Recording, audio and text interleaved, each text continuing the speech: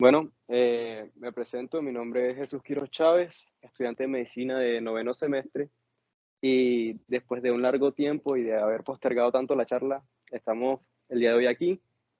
Agradecerles de antemano a las personas que nos acompañan acá en el recinto y espero que sea de provecho la revisión que les traigo el día de hoy.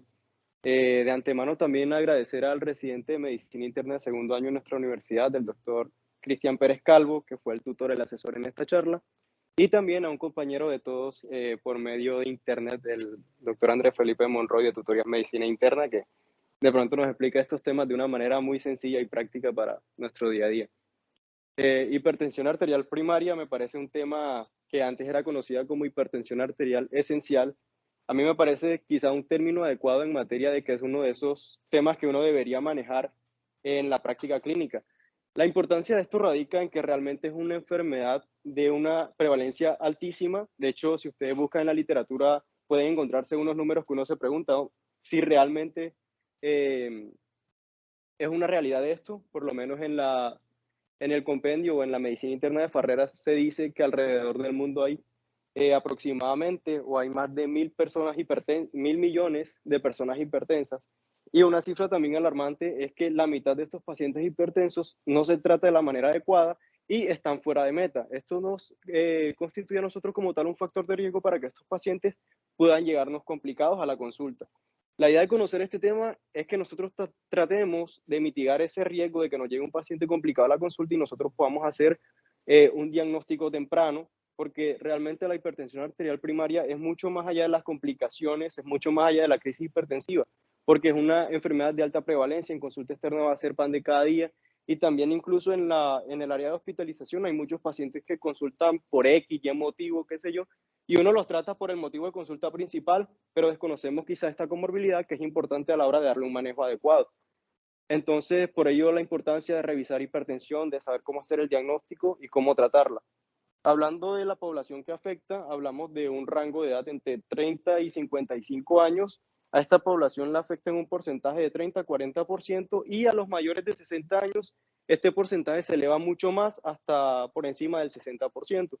Eh, Tenemos dos vertientes como tal, que es la hipertensión arterial como un todo y la primaria y la secundaria. La primaria constituye el 90-95% de los casos y el porcentaje restante es hipertensión arterial secundaria, que lo vamos a ver en una revisión posterior.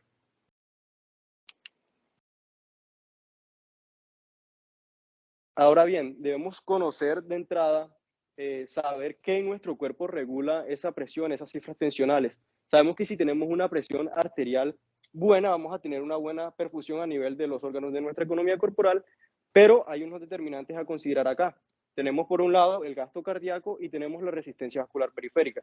Esa resistencia vascular periférica podemos entenderlo dentro del concepto de tonicidad de los vasos. Sabemos que los vasos sanguíneos como tal van a ejercer una resistencia, la cual tiene que vencer el corazón para que se distribuya la sangre a los órganos y que haya una buena perfusión orgánica. Y el gasto cardíaco, por su parte, tiene otros determinantes que son la frecuencia cardíaca, que es el número de latidos del corazón por minuto, y el volumen de eyección. El volumen de eyección también tiene otros determinantes que debemos conocer, que son la precarga. La precarga es el volumen como tal que sale o que expulsa el corazón con cada contracción, y este volumen va a depender, o sea, son todas esas fuerzas o factores que promueven que salga la sangre del corazón, ¿sí? Y esencialmente va a depender de lo que es el retorno venoso, y en el apartado de fisiología ya hablamos de las leyes de Frank Starling. Entonces sabemos, entre mayor sea ese retorno venoso, mayor va a ser la contracción del músculo cardíaco y mayor volumen se va a eyectar. Y tenemos también la contractilidad, que es en última qué tan fuerte se contrae el corazón para expulsar esa sangre y vencer esa resistencia vascular periférica. Y tenemos luego la poscarga. La poscarga es como tal el alter ego, la contraparte de la precarga, son como tal esas fuerzas que se oponen a que la eyección o a que el volumen salga del corazón, y está determinado prácticamente por lo que es o tiene una relación muy íntima con lo que es la resistencia vascular periférica. Y estos están determinados esencialmente por lo que es el sistema nervioso autónomo, parasimpático y simpático, con un equilibrio entre muchas moléculas como las catecolaminas, acetilcolina, etcétera. Entonces, cuando vamos a hablar de fisiopatología, realmente no tenemos un agente causal directo, sino más bien la fisiopatología o el porqué de la hipertensión se da porque hay una multiplicidad de factores, tanto genéticos como ambientales, que combinados van a constituir como tal un causal propiamente que pueda repercutir sobre la estructura y la función cardiovascular y renal. De hecho, siempre que nos vamos a la literatura, lo primero que revisamos es la parte del riñón con el sistema renina-angiotensina-aldosterona, y es que este es como tal el principal protagonista cuando vamos a hablar de fisiopatología y es el principal que vemos en el desarrollo de la enfermedad vascular y por ello también es poco importante de la terapéutica. De pronto una proteína o el fin del eje cuando hablamos de la angiotensina 2, debemos recordar que tiene unas propiedades que la caracterizan y es que es un potente vasoconstrictor, también tiene injerencia en lo que es la parte de la retención hidrosalina y por ello nos puede contribuir a la fisiopatología de la hipertensión. Tenemos a nivel cardíaco los péptidos natriuréticos, de pronto que el endotelio esté bien, porque realmente cuando el endotelio está bien libera ciertas moléculas que son buenas para mantenerlo en buenas condiciones, como lo son el óxido nítrico. El óxido nítrico es vasodilatador y también un antiinflamatorio. Pero cuando hay un daño a nivel endotelial, en el caso o en el contexto de hipertensión arterial, vamos a tener que se liberan otras sustancias como lo son las endotelinas, principalmente la endotelina 1, que acá no se ve en la diapositiva, pero bueno, que es un potente vasoconstrictor y también es una molécula proinflamatoria. Tenemos el sistema nervioso central o el sistema nervioso autónomo, que en los estudios experimentales y en los estudios clínicos se ha demostrado que los pacientes hipertensos tienen hiperactividad simpática y también a nivel periférico. Esos sensores, o sí, quien sensa la presión arterial a nivel periférico, los barorreceptores, tienen una disregulación o no están funcionando correctamente.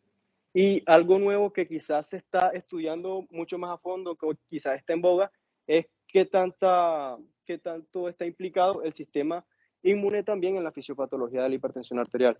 Entonces, el mensaje esencial acá es que sepamos que no es una patología curable, sino que es tratable y por ello damos una medicación para tratar de bajar esas cifras tensionales y con ello también disminuir el riesgo que pueden tener estos pacientes o la mortalidad que puede representarles tener esta patología. Ahora bien, una definición también como para ir precisando los términos, la hipertensión arterial es una elevación sostenida de la presión arterial sistólica, diastólica o de ambas. Esto tiene importancia porque quizás en los pacientes más jóvenes, de pronto 30, 35, 40 años, va a predominar la hipertensión arterial sistólica aislada, es decir, que podemos encontrar una presión arterial, una presión sistólica por encima de 140, pero una diastólica que esté por debajo de 90, que esté bien en últimas. Bueno, en cuanto a definición, hubo una controversia para el año 2017 porque la guía americana, la AJA, sacó una definición que los pacientes eran hipertensos desde cifras tensionales de 130 a 80. Y si nosotros comenzamos a hacer diagnóstico con esas cifras, es como que tal contraproducente porque realmente meteríamos mucho más volumen de pacientes o los clasificaríamos como hipertensos. Realmente la AJA nos dijo esto porque ellos hicieron un estudio donde desde los pacientes que tenían cifras tensionales desde 120 de sistólica ya tenían elevado la mortalidad por cualquier causa hasta en un 10%. Y cuando esa sistólica subía a 130, ya había un aumento en el riesgo de mortalidad hasta del 20%, que es representativo. Pero algo que de pronto debemos considerar nosotros como estudiantes es que la hipertensión arterial no tiene una relación directamente proporcional con la mortalidad. Es decir, que entre menor cifras tensionales tenga, entre más baja esté la presión, voy a tener menor mortalidad. Eso no es tan así. Y si nos decimos, bueno, la presión arterial más alta, más mortalidad, tampoco. Realmente esas cifras tensionales tienen un efecto J o se comportan bajo un efecto J. Es decir, que hay un punto medio en el cual hay los menores riesgos de mortalidad, pero por debajo de ese punto o por delante va a haber mortalidad. Es decir, si tenemos unas cifras tensionales muy bajas, es malo, y si la tenemos muy alta, va a ser muy malo. Entonces, lo que se trata es de buscar una definición de pronto que mantenga un equilibrio y que sea un punto medio, no algo tan extremo de que vamos a tirarle las cifras tensionales al paciente por debajo de 120 o algo por el estilo. Ahora bien, de pronto es controversial cuando revisamos distintas guías, pero la ISH en el 2020, que es como tal la internacional, que trata de hacer una integración de todas las guías europeas, de la AJA, de todas estas guías, nos da unas definiciones, una clasificación de la hipertensión arterial según la medición de la presión arterial en el consultorio. Entonces vamos a tener como una presión arterial normal, valores de sistólica menores a 130 y diastólica menores a 85. Ya luego vamos a tener entonces una clasificación de presión arterial normal alta de 130 a 139 de sistólica y 85-89 de diastólica. Cuando comenzamos a hablar propiamente de hipertensión, comenzamos a hablar de hipertensión cuando esos valores están mayores o iguales a 140 en sistólica hasta 159 y en diastólica mayores o iguales a 90 hasta 99. Y ya luego consideramos una hipertensión arterial grado 2 cuando está por encima de 160 y de una diastólica por encima de 100. Entonces ya tenemos la definición. Cuando nosotros comenzamos a tener unas cifras tensionales de 140, 90, igual o más, hablamos de hipertensión. Pero ese es un valor numérico, pero hay unas condiciones o unas mediciones que debemos hacer para confirmar realmente ese diagnóstico. Pero para clasificar al paciente debemos tener en mente siempre ese número, 140, 90.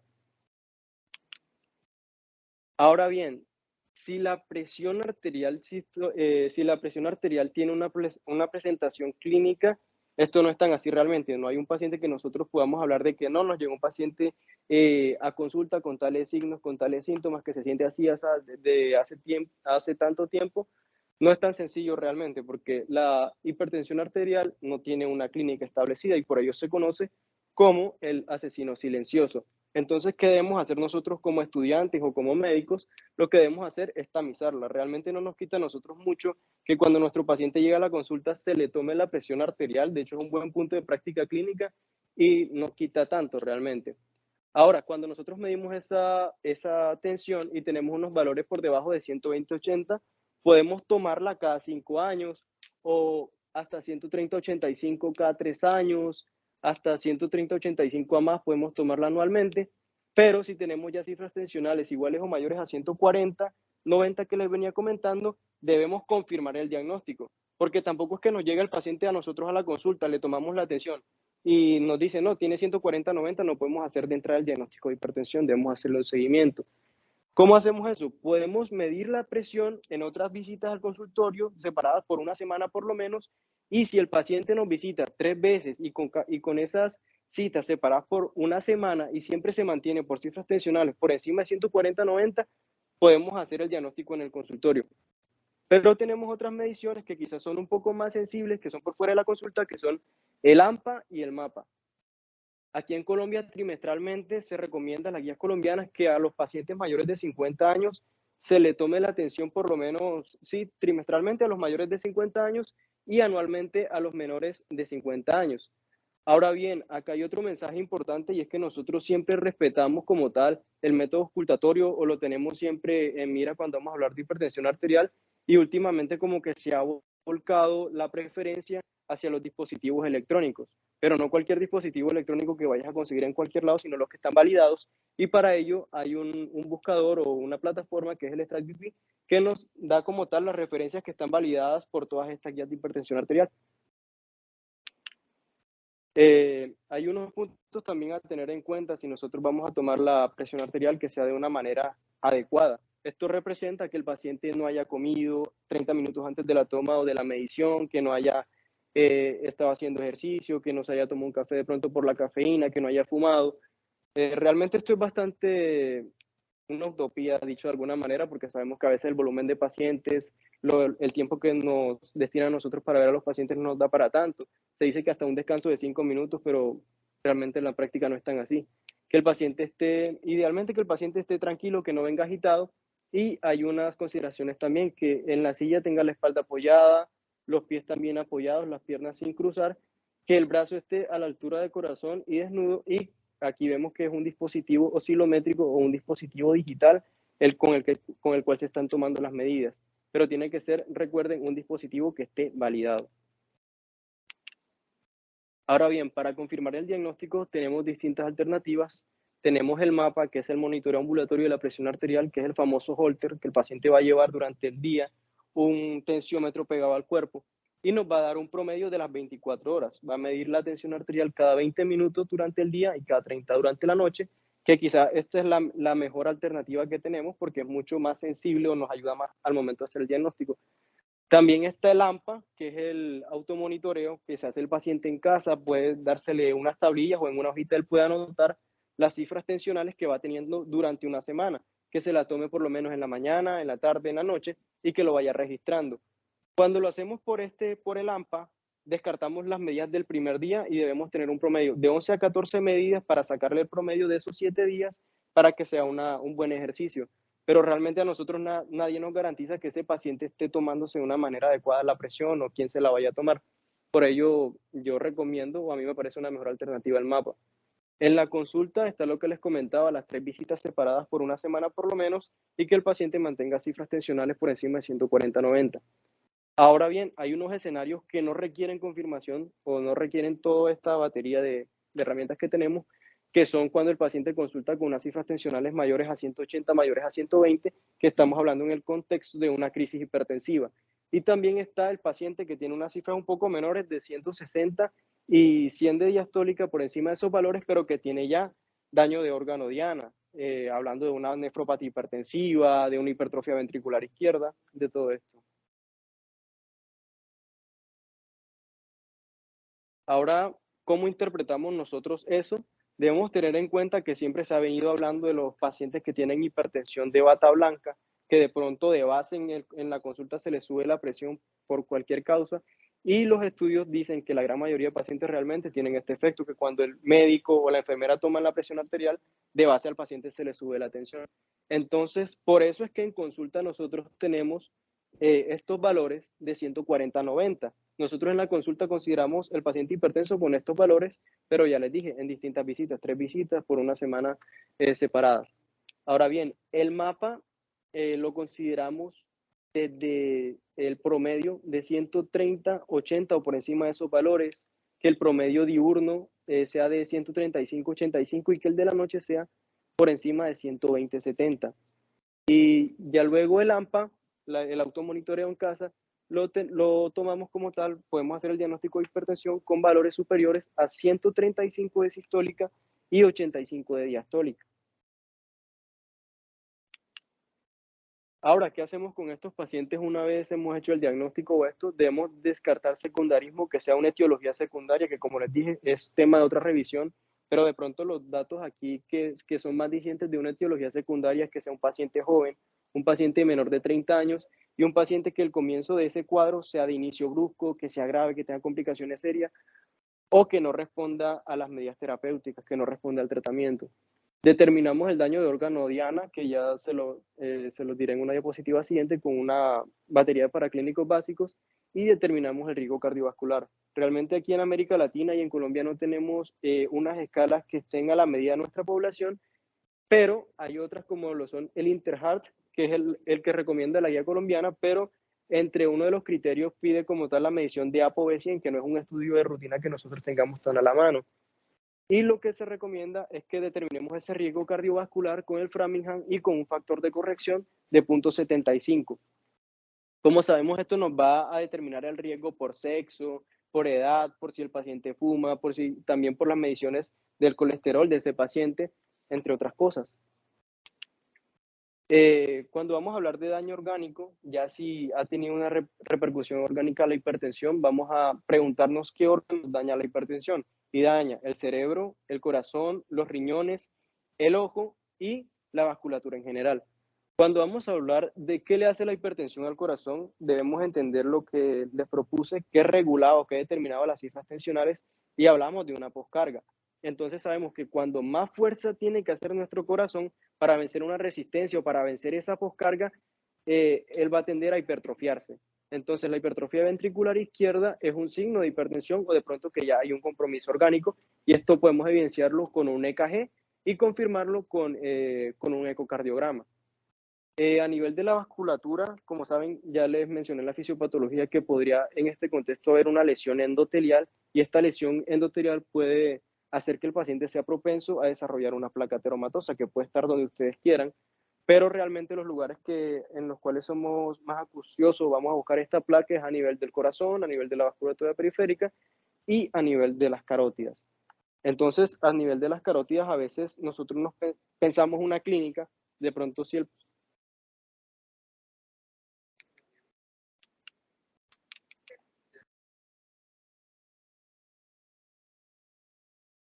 Listo.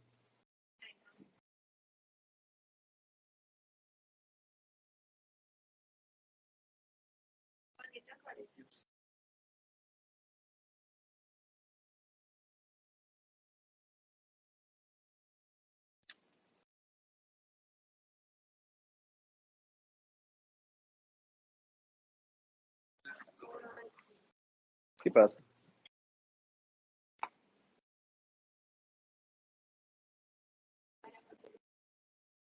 Ya pasó.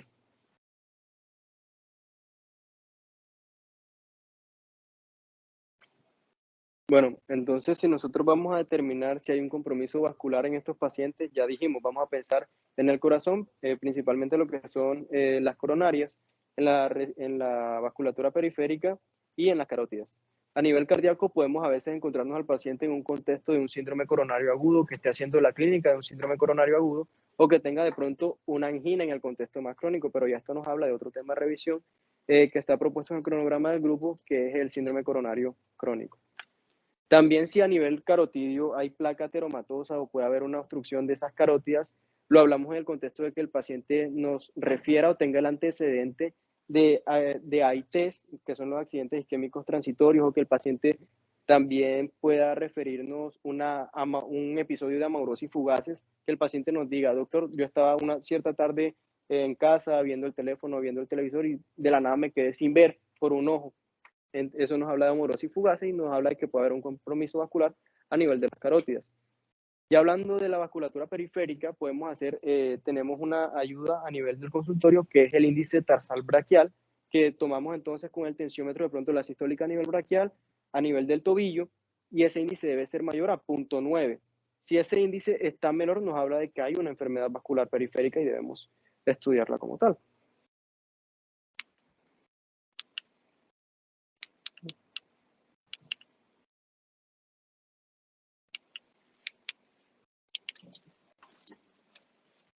Vamos a ver la pantalla. Listo. Bueno, entonces vamos a hablar o a pasar ya a la parte del manejo farmacológico.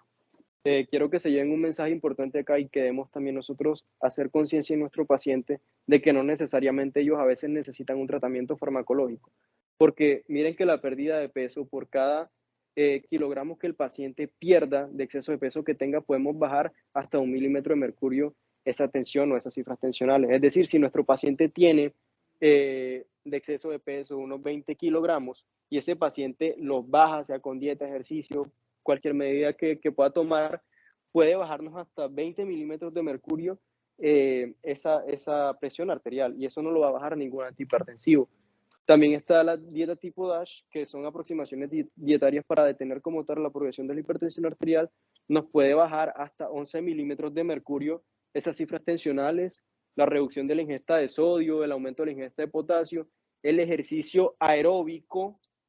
El ejercicio aeróbico, ahorita vamos a ver la prescripción de este, puede bajar hasta 5, 8 milímetros de mercurio esas cifras tensionales y la reducción en la ingesta de alcohol.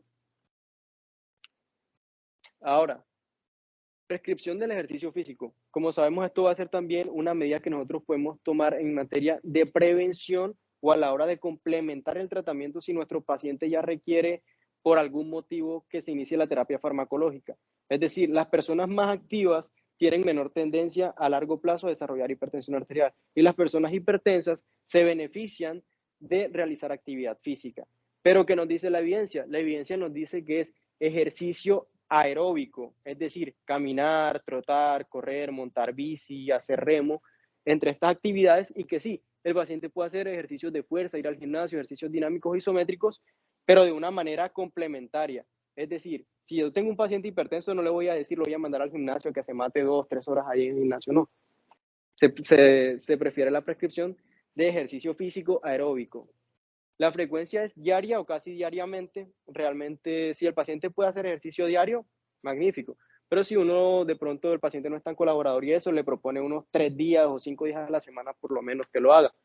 La intensidad es una intensidad moderada De hecho, es muy frecuente ahora que las personas usen los monitores de frecuencia cardíaca, pero también por sensaciones. Es decir, puede haber un ejercicio que a ti no te cueste nada, por lo menos caminar, y un ejercicio que te exija un poco más, que sería trotar, y luego correr a alta velocidad, ya te exigiría muchísimo más. De pronto la demanda de oxígeno hace que tengas que parar en algún momento porque no te da más, se te corta la respiración. Entonces es un punto medio, lo que llamamos intensidad moderada. De hecho, en los monitores de frecuencia cardíaca que uno utiliza es cuando está marcando un punto medio entre el ejercicio extenuante y el ejercicio relajado, el que no le cuesta a uno prácticamente tanto trabajo. Y la recomendación es que se haga en sesiones de 45 a 60 minutos diarios de ejercicio aeróbico continuo o intermitente. Y también tener en cuenta que los pacientes que tienen una hipertensión arterial no tratada o que esas cifras tensionales están por los cielos, ahí no vamos a recomendar nosotros ejercicio porque podemos empeorar el cuadro. Hablando en el contexto de un paciente que tenga cifras tensionales por encima de 160, de 100 de diastólica. El manejo farmacológico, ya vemos si el paciente de pronto se muestra renuente o no nos colabora con la parte de modificaciones en el estilo de vida, y aquí consideramos los antihipertensivos. Consideramos la monoterapia en el hipertenso grado 1, que son las cifras tensionales que revisamos de 140 a 90, y que sea un paciente refractario al estilo de vida, que no haya colaborado por esta parte, que tenga enfermedad cardiovascular establecida, que sea un paciente diabético, que tenga enfermedad renal crónica o que tenga un riesgo cardiovascular elevado, que es por encima del 10%, o que tenga ya un daño de órgano diana. Y aquí consideramos el manejo farmacológico. Y tenemos la biterapia, que ya es en los hipertensos grado 2, por encima de 160, 100, nos beneficiamos realmente de utilizar dos antihipertensivos, porque uno no nos va como tal a mitigar o ayudar tanto a bajar esas cifras tensionales. Ahora bien, en el manejo farmacológico tenemos una primera línea que son las tiazidas, los IECA o ARA2, los calcio antagonistas, dihidropiridínicos. Tenemos las tiazidas, las convencionales, que ahorita las vamos a contrastar con las nuevas, que son la hidroclorotiazida. Esta no se está utilizando tanto, aunque es como tal la tiazida que conocemos como clásica. Se están utilizando otras tiazidas que son las tiazidas like o similares a tiazidas, que son la indapamida, metolazona y también la clortalidona. En IECA, todos los SIL, captopril, enalapril, lisinopril, los ARA2, los sartán, candesartán, irbesartán, todos estos, y los calcioantagonistas dihidropiridínicos, que son el nifedipino y estos. En los betabloqueadores, a veces vemos pacientes que son hipertensos y vemos que no tienen ninguno de primera línea, sino que tienen un betabloqueador solamente. Esto es en los pacientes que tienen el antecedente de síndrome coronario agudo o que tienen un problema cardíaco, que realmente se benefician más del manejo con betabloqueadores. Tenemos los antagonistas del receptor de mineralocorticoides, que es la espironolactona, los alfa-1 antagonistas como el doxazocin, los agonistas alfa-2 centrales, que son la clonidina y alfa-metildopa, y los diuréticos de asa, que es la furosemida. Ahora bien, lo que le comentaba de las tiazidas like, que son las que se prefieren, como clortalidona, metolazona e indapamida, frente al clásico, que es la hidroclorotiazida, es que hacen lo mismo esencialmente, ¿no? Inhiben el contraexportador sodio-cloro en los túbulos renales y promueven la natriuresis. Pero ¿qué pasa? Las tiazidas like, la evidencia nos dice que son más eficaces a la hora de mitigar el riesgo cardiovascular. Y por ello es que le estamos dando mayor cabida a estos fármacos y no tanto a la hidroclorotiazida. Pero si es lo único que tienen de pronto para manejar al paciente, ya ahí entran otras consideraciones en juego. Pueden tener unas reacciones adversas o unos efectos adversos que son la hipopotasemia y la hiponatremia, pero esto se contrarresta con el uso de suplementos de potasio o agentes ahorradores de potasio como los IECA, ARA2, entre otros. Como sabemos que generalmente los hipertensos los tratamos con terapia combinada, vemos que mitigan el riesgo de esas reacciones adversas que pueden generar las tiazidas. Entonces, hay unas consideraciones y contraindicaciones. Realmente no es que nos digan, no, hiciste el diagnóstico de hipertensión arterial, vas a mandarle al paciente lo que se te venga en gana, cualquier antihipertensivo. No es tan sencillo. De hecho, tenemos las tiazidas, que los pacientes que mejor respuesta tienen a esto son los pacientes de raza negra o los pacientes que tienen osteoporosis, pero que está contraindicado en gota porque pueden generar crisis de gota, en los diabéticos porque puede generar una hiperglicemia, en el embarazo, en el síndrome metabólico. Y tenemos entonces los IECA y los ARA2, que son como tal los que mayormente se conocen y que están indicados o se consideran mejores en la parte de pacientes diabéticos, pacientes que tengan una nefropatía instaurada o pacientes que tengan falla cardíaca. Aquí los consideramos y nos ayudan bastante. Nos ayudan por la parte de la proteinuria que les decía que también es uno de los, a nivel renal, es uno de los principales daños o el marcador más sensible a los inicios de la nefropatía hipertensiva, la proteinuria. Los IECA y los ARA2 nos pueden ayudar por esa parte y en la nefropatía. Y en la falla cardíaca nos ayudan también contribuyendo desde la parte de la sobreestimulación humoral de estos pacientes. Contraindicaciones claramente en las mujeres que estén en plan reproductivo o en las mujeres embarazadas están contraindicados en antecedentes de angioedema, en estenosis renal bilateral, todo esto. Los calcioantagonistas, también considerarlos en pacientes mayores, en raza negra, en antecedentes de Raynaud, y están contraindicados de pronto en los pacientes que refieran o que tengamos antecedentes de taquiarritmia o insuficiencia cardíaca. Y los beta bloqueadores se utilizan en los pacientes que les dije que tenían de pronto antecedentes de síndrome coronario agudo, falla cardíaca, insuficiencia, fibrilación auricular, pero que tienen ciertas contraindicaciones que algunas son relativas, porque estos fármacos pueden generarnos una broncoobstrucción y por eso una de las consideraciones es en los pacientes asmáticos. También están contraindicados en los bloqueos AB de alto grado, en los pacientes bradicárdicos, en el síndrome metabólico y en los diabéticos, porque puede generarnos también una hipoglicemia asintomática y complicarnos a estos pacientes. Bueno, se puede ampliar la diapositiva, que es un algoritmo.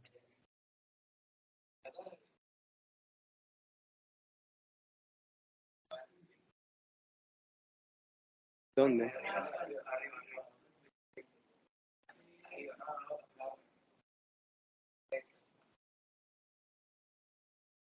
Ok. Sí. Bueno, como tal, este es un algoritmo diagnóstico que hasta ahora nos hace énfasis en unos puntos que ya hemos mencionado. De pronto, utilizar los medicamentos disponibles con las mejores características dependiendo de qué otras comorbilidades pueden tener nuestros pacientes. En última, esto lo que nos dice es que individualicemos cada paciente, que no mandemos antihipertensivos por azar. Tratar de usar la terapia combinada en una sola píldora, porque realmente los pacientes que tienen hipertensión de pronto a veces son un poquito dejados con el tratamiento y nosotros garantizamos que tengan su terapia de pronto dándole 2 fármacos en una única pastilla que se tome. De pronto se le olvida menos que tomarse 2, 3 pastillas al día. También preferir los diuréticos tipo tiazida-like, indapamida, clortalidona, y preferir usar calcio antagonistas dihidropiridínicos, lo que veíamos comentando. El primer paso acá, como vemos, es iniciar la terapia dual combinada a bajas dosis. Bajas dosis lo que significa es que iniciemos con la mitad de la dosis máxima recomendada. ¿Por qué?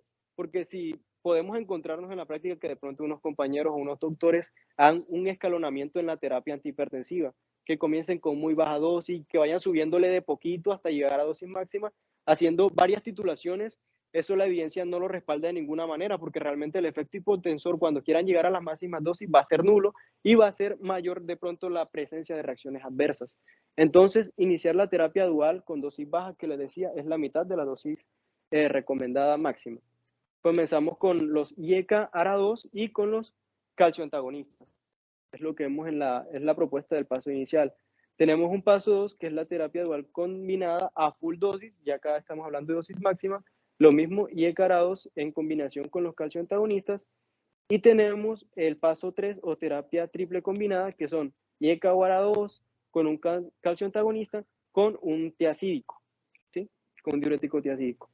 Y el paso 4, que ya hablamos de hipertensión resistente, que como vemos un paciente que tiene ya 3 fármacos, que tiene un diurético y aún no alcanzamos las cifras que nosotros establecimos como meta, podemos utilizar luego o anexar a la terapia espironolactona. Y aquí tenemos la dosis de 12.5 a 50 miligramos día.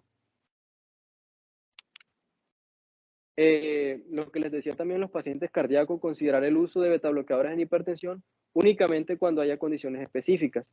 Falla cardíaca, que el paciente tenga un antecedente de infarto reciente, fibrilación auricular, mujeres jóvenes que estén en plan de embarazo. Considerar monoterapia en lo que les decía, los pacientes que tengan bajo riesgo y que tengan hipertensión grado 1 o que sean adultos muy mayores o pacientes frágiles. Realmente a veces nosotros les bajamos mucho la atención a los pacientes que ya son ancianos, a los pacientes adultos, y puede ser contraproducente. Considerar los IECARA-2 más un diurético tiacídico en los pacientes post-ACV o adultos mayores o que tengan intolerancia a los calcioantagonistas. Considerar de pronto IECARA-2 más un calcioantagonista o calcioantagonista con diurético tiacídico en pacientes de raza negra y, y tener precaución de pronto con la espironolactona y otros ahorradores de potasio en los pacientes que tengan una tasa de filtración glomerular menor a 45 mililitros por minuto por 1.73 de superficie corporal.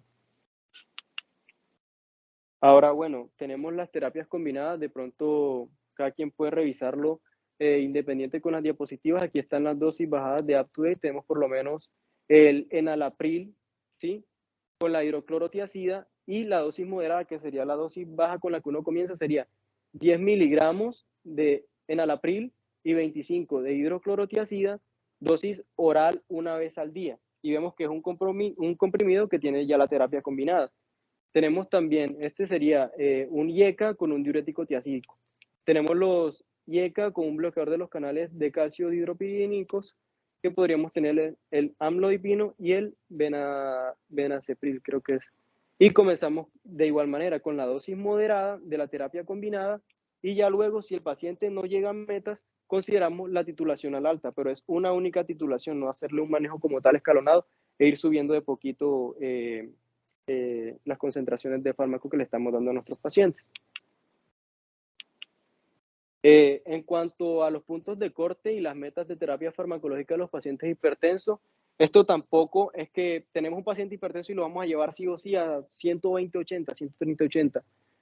Aquí muy claro nos dice, la meta más baja de pronto es 130-80 o menos, hasta 120-80 podríamos considerarlo en pacientes que tengan enfermedad cardiovascular o un riesgo cardiovascular aumentado, o que ya tenga una enfermedad cardiovascular establecida, que es lo que nos dice el riesgo cardiovascular. Pero en los pacientes de pronto jóvenes, sin enfermedad cardiovascular y sin riesgo a 10 años, aumentado de enfermedad cardiovascular aterosclerótica, que es menor de 100, podemos ser un poco más permisivos con estos pacientes. Entonces, como les decía, hay que individualizar a los pacientes, y dependiendo de la clínica de cada uno, de cada contexto clínico, establecer unas metas tensionales sensatas. No como que tener una camisa de fuerza que hay que bajarlos a todos a 120-80, porque realmente a la larga puede traernos más problemas que beneficios si no los consideramos en los pacientes que deberíamos. Está el concepto también de crisis hipertensiva, que no quiero andar mucho en esto, sino tener claro las cifras de pronto que son muy elevadas, de 180 a 120 a más, que anteriormente se ha reevaluado de pronto el concepto de que si el paciente está en una emergencia hipertensiva o en una urgencia hipertensiva en menos de 24 horas, teníamos que tumbarle las cifras tensionales hasta normalizarla, y realmente ahora se ha reevaluado y no es tan así. Si se dan cuenta, en la emergencia hipertensiva, que lo que nos dice es que ya hay un daño de órgano diana, que el paciente está sintomático, el manejo se hace intravenoso y se propone que se haga a medida de que transcurra el tiempo, por lo menos que se reduzca el 25% de las cifras tensionales en una hora, hasta por lo menos por debajo de 160-100 en las 6 horas siguientes, y normalizarlo hasta las 24-48 horas. Realmente hace unos pocos años se estaba diciendo, no, tienes que tumbarle la tensión arterial a los pacientes hasta 140-90, 120-80 en las primeras 24 horas. Y realmente esto es contraproducente, porque si tú bajas tanto la presión arterial, se cae la presión arterial media, y también se te puede caer la presión de perfusión cerebral, y puede generarle a estos pacientes un ACV y te llevas al paciente. Y es culpa tuya. La urgencia hipertensiva también se decía lo mismo en materia del tiempo, ¿no? Que a las 24 horas hay que bajarlo, no. Realmente la urgencia hipertensiva, a diferencia de la emergencia, no hay daño de órgano diana, el paciente generalmente es asintomático y lo tratamos como un hipertenso más, realmente manejo vía oral y no requiere una reducción rápida de esas cifras tensionales. Hay unos test comunes para todas las causas potenciales de hipertensión. Realmente nosotros, la batería de laboratorios clásica, lo básico, mandamos un hemograma, mandamos un uroanálisis, mandamos electrolitos séricos, miramos cómo está la tasa de filtración glomerular de nuestro paciente. También se recomienda de pronto la prueba de embarazo en mujeres en edad fértil. entre otras cosas como para establecer, si nosotros hacemos esta batería de exámenes y salen todos bien, entonces podemos categorizar a nuestro paciente y reevaluar que podemos tratarlo, que no se trate de una emergencia hipertensiva, ¿no? Y hay unos test específicos, de pronto el mensaje acá es que se lleven de que algunos pacientes hipertensos pueden complicarse y mostrar sintomatología neurológica y todos van mandándole de entrada un TAC. Entonces, realmente lo que hacemos aquí es despilfarrar recursos. De hecho, el TAC tiene sus únicas indicaciones, que sea una cefalea de inicio súbito de pronto, o que el paciente tenga una progresión de una enfermedad cerebral, de pronto que nos hable de una demencia vascular o algo así por el estilo. Ahí sí podríamos considerarlo, pero no tenemos que enviarlo de entrada. De la emergencia hipertensiva, de hecho, no hay mucho que agregar. Lo que les quería decir es que uno de los fármacos que más se utiliza en este contexto es el labetalol, que a veces lo preguntan mucho, de pronto no es la primera línea cuando el daño está a nivel cardíaco, pero si lo vemos aquí en la hipertensión maligna con o sin insuficiencia renal aguda, primera línea, en la encefalopatía hipertensiva labetalol, en el evento coronario agudo ya vemos que pasa como que a un segundo plano, pero está prácticamente que en todos los escenarios, ¿no? Y la disección aórtica aguda es un escenario de la emergencia hipertensiva que realmente aquí sí hay que ser un poco más estrictos a la hora de bajar esas cifras tensionales, porque si el paciente tiene una disección aórtica aguda, este pronóstico es malo. Si el paciente tiene un aneurisma y nosotros no le bajamos esas cifras tensionales lo antes posible, puede darse una ruptura del mismo. También en la parte del ACV, tanto isquémico como hemorrágico, en el contexto de una emergencia hipertensiva, hay que hacer lo debido para esos contextos, para tratar el ACV, pero con la atención debemos, como somos un poco permisivos, porque se manejan hasta 185, sobre 185, 100, y realmente aquí tratamos la hipertensión, es cuando las cifras tensionales se van por encima de 220. Algunos mensajes para llevar a casa ya para finalizar la presentación, que la hipertensión grado 1, las cifras son por encima o iguales a 140, 90 milímetros de mercurio. Los dispositivos electrónicos calibrados y avalados según el STRIVE están teniendo mayor relevancia que el método ocultatorio clásico. El inicio del tratamiento depende de un diagnóstico correcto y cada vez se favorecen más los métodos como el MAPA y el AMPA. Los objetivos del tratamiento dependen de la edad del paciente, de las comorbilidades, de las condiciones y el riesgo del paciente. En últimas, tenemos que individualizar el tratamiento de cualquier hipertenso. Y los estilos de vida saludables son el pilar fundamental del tratamiento. Y bueno, esto era todo.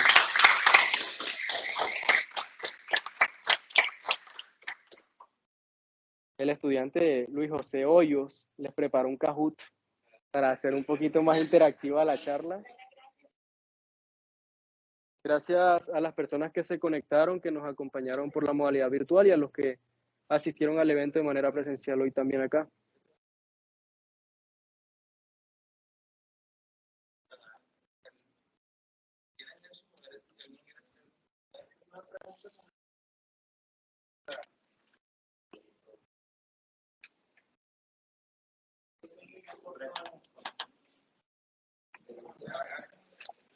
¿Vas a hacer comentario?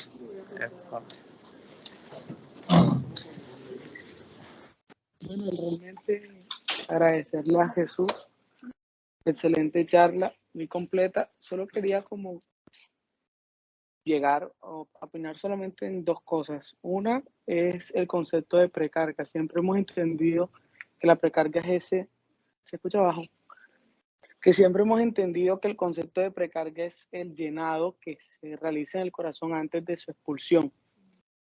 Pero yo creo que eso se hace en la práctica de un paciente sano.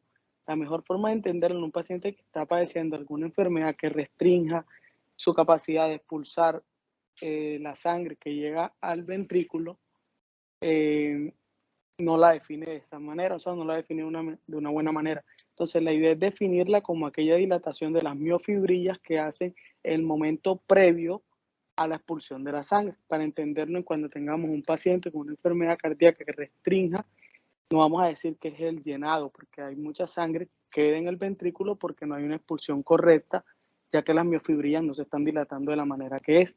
Eso uno. Y dos, algo que me gustó mucho que Jesús dijo, nos llega un paciente con una crisis hipertensiva, entonces vamos a correr a hacer un TAC.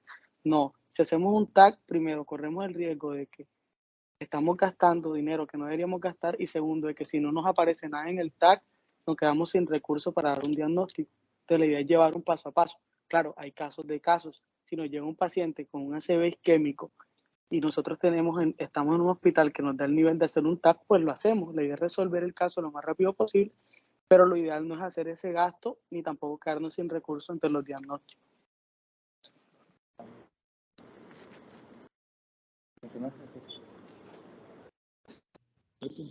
Bueno, no, para todos aquí darle la gracia a Jesús, primero que todo, por su excelente charla. Gracias, Jesús.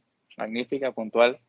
Y bueno, yo aquí anotando con lo que dijo mi compañero Jesús, unos aportes puntuales muy interesantes. Bueno, primero Jesús habló de el mapa, ¿no? Entonces, en el mapa, el monitoreo ambulatorio, ese es un aparato que se le suministra a uno la EPS y es, digamos, de un testeo de las 24 horas. Tú mencionaste cada 20 minutos en la mañana, cada 30 en la noche, etc. Ahí puntualizar un concepto muy importante que muchas veces es esquivo para nosotros y que se lo escuché una vez a un docente y me pareció interesante, y es que hay pacientes que tienen un patrón no DIPER, y ahí entra un concepto importante que es el distintivo entre el MAPA y el AMPA. ¿Cuál es la única diferencia entre los dos? Los dos tienen las mismas características. La única diferencia es que el MAPA sí te permite tener tensiones arteriales en la noche. Es la única diferencia, pero ambos, bajo estudios, tienen prácticamente las mismas proporciones de utilidad. ¿Qué pasó con el patrón no DIPER? El patrón no DIPER se ha asociado a mayor riesgo cardiovascular a largo plazo. Entonces, esos pacientes que manifestaron, mencionaste presión arterial mayor de 120 en la noche, son pacientes que tienen un riesgo cardiovascular más elevado que las demás personas. Es decir, es un patrón no DIPER. O sea, que no hay un descenso o una presión arterial normal en ese momento del día, bajo el ciclo circadiano que todos conocemos, que el cortisol está bajo y en teoría debería estar, etcétera, cualquier inotrópico presente o cualquier partícula que eleve la presión. Otra cosita, eso habló mucho de los tiazida-like y habló de las indicaciones precisas de cada uno de los antihipertensivos muy bien.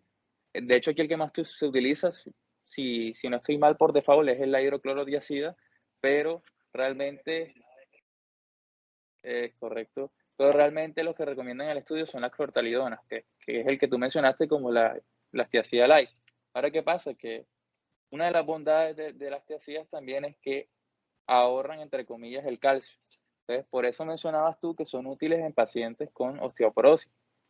Claro que elevan levemente el potasio, el ácido úrico, etcétera, pero esa es una indicación interesante de ese medicamento. La clonidina, como mencionaste, es un alfa, actúa sobre los receptores alfa y se usa mucho en crisis hipertensivas porque además de tener un efecto sobre la tensión arterial, tiene un efecto en el sistema nervioso central, entonces relaja, entre comillas, a los pacientes. Los IECA son importantes en nefropatía, pero en estadio 5, o sea, cuando tienes una tasa de filtrado glomerular debajo de 15 debajo de 15, digamos que están contraindicados porque elevan el potasio y demás. Y ya, lo último, cuando mencionaste lo de las crisis hipertensivas, es correcto. O sea, cuando hay las únicas indicaciones precisas de cambios bruscos o no bruscos de la tensión arterial son el síndrome aórtico, que hay que correr básicamente porque si no se estalla esa paladar pulgares, se estalla ese defecto anatómico, y el ACV o la emergencia hipertensiva con órgano blanco cerebro, que ahí no hay que correr, como dijiste, hay que preservar la presión de perfusión cerebral y evitar que el paciente se hipoperfunda. Entonces, nada, esos serían mis aportes. No sé si... No sé,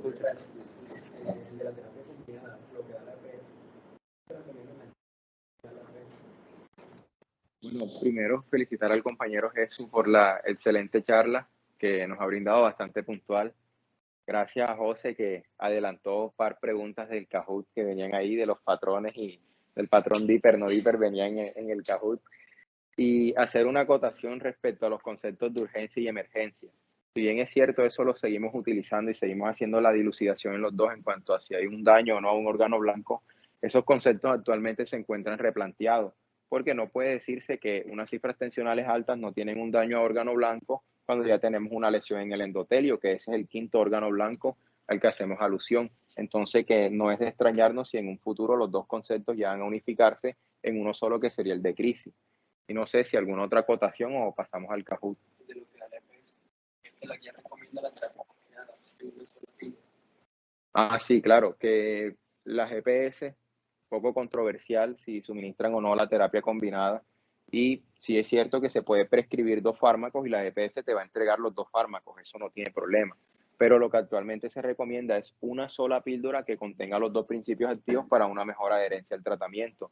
Y como vemos, eso actualmente no lo cubren las EPS, sino que es un tratamiento que el paciente debe costearlo por él mismo. En palabras de un docente, lamentablemente Colombia no hace medicina basada en la evidencia, sino medicina basada en la EPS. Entonces, atenernos a esas cositas.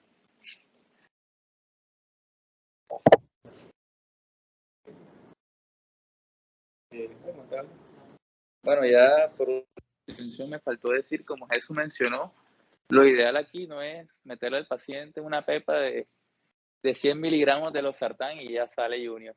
O sea, lo que se recomienda es que lo ideal, como dijo Jesús, es empezar una terapia con 2 fármacos y que idealmente tengan dosis baja. Entonces, ir titulando. ¿Por qué?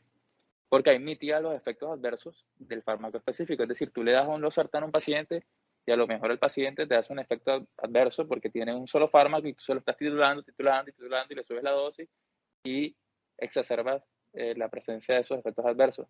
Y lo otro, que de pronto eso no habló ahorita, pero ahorita está en tendencia, que son los ICGLT2, que si bien no son antihipertensivos, son fármacos que ahorita sirven para la falla cardíaca crónica, incluso la aguda tiene estudios antihiperglicemiantes y su efecto natriurético, entonces actúan en la presión arterial.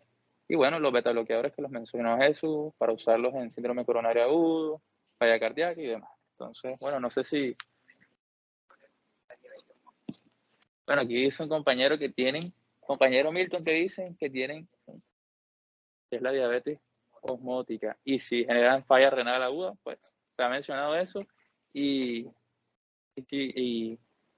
estado hiperglicémico, no, estado hipermolar euglicémico, es lo que generan ellas.